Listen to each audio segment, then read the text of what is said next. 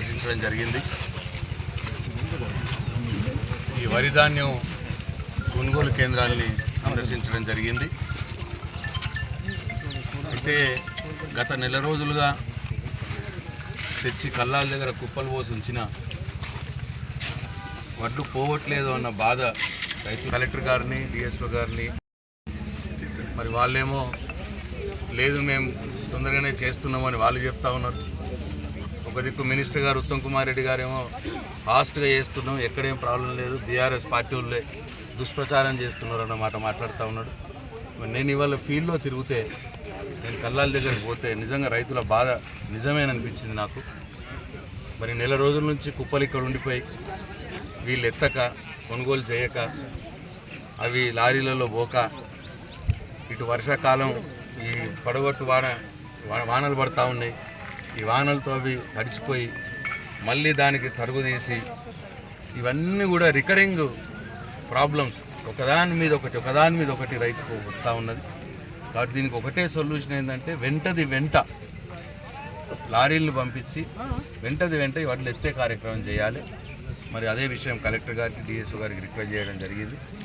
ఇంకొకటి కూడా రైతులందరూ కూడా చెప్తున్నారు ఏంటంటే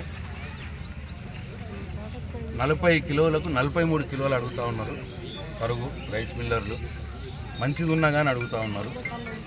మరి 40కి 3 కిలోలు అని అంటే 100కు నీకు 10 కిలోలు అయిపోతుంది. 10 కిలోల తరుగు ఒక క్వింటాల్ చాలా మరి అన్యాయం ఇది. మరి ఈ తరుగును కూడా అరికట్టాలని చెప్పి కలెక్టర్ గారిని కోరడం జరిగింది. మరి ప్రభుత్వం కూడా ఆలోచన చేయాలి, ఇంటర్వ్యూని కావాలి. ఇక్కడ ఉన్నటువంటి ఈ జిల్లా ఇన్ఛార్జ్ మంత్రివర్యులు సీతక్క గారు కావచ్చు, ఉత్తమ్ కుమార్ రెడ్డి గారు కావచ్చు, ముఖ్యమంత్రి గారు కూడా కావచ్చు. ముఖ్యమంత్రి గారు ఇంతకంటే పెద్ద పనులు ఆయనకు ఏమి ఉన్నవని అవసరం లేదు. రైతులు ఇవాళ బర్నింగ్ ఇష్యూ ఉన్నది, మొత్తం రాష్ట్రం అంతా ఈ సమస్య ఉన్నది. కాబట్టి వెంటనే ముఖ్యమంత్రి గారు రివ్యూ మీటింగ్స్ పెట్టి అందరితో కోఆర్డినేట్ చేసుకొని ఎట్లా పోవాలి, రైస్ మిల్లర్ వాళ్ళకి ఏం చెప్పాలి, ఎట్లా అమాలీ ఇష్యూస్ సార్ట్అవుట్ చేయాలి, లారీల ఇష్యూస్ ఎట్లా సార్ట్అవుట్ చేయాలి, వర్షాలు పడితే మరి టార్పాలిన్లు ఎట్లా సప్లై చేయాలి మీరు.